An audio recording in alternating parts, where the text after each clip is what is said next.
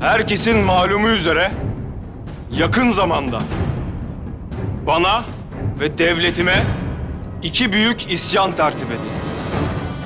Kimdir bunlar?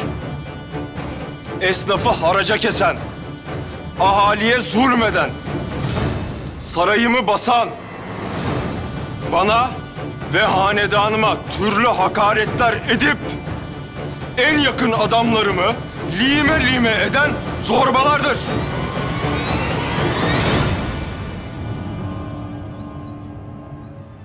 Gördüm ki güvendiğim, canımı ve devletime emanet ettiğim bazı kullarım bu hıyanete ortak oldu. Vekili mutlakım dahi.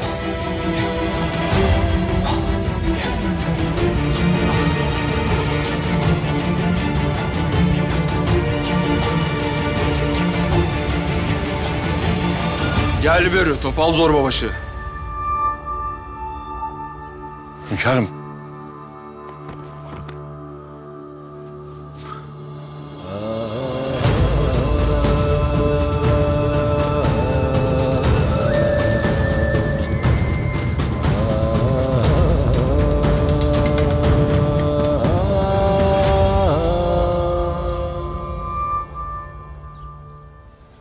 Hünkârım iftira.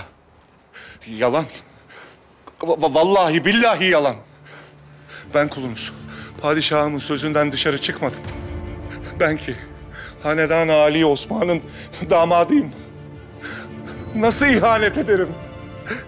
Eğer bilmeden bir günahım, bir kusurum olduysa yalvarıyorum affedin. Abdest al bire kafir! Hünkârım, hünkârım yalvarırım affedin. Asi kullarınızla görüşüp konuştuğum doğrudur. Lakin ben sizi ve saltanatınızı korumak için sadece bunu... Hünkârım.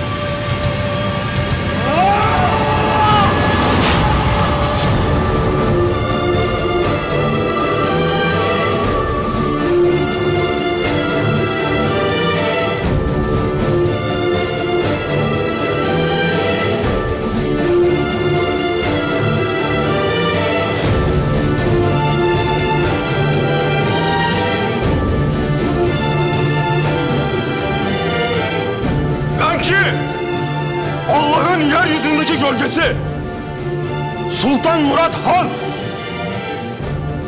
cümle Osmanlı mülkünün yegane sahibi benim. Eğer ki aranızda bundan şüphesi dahi olan var ise alsın kılıcını, çıksın karşıma.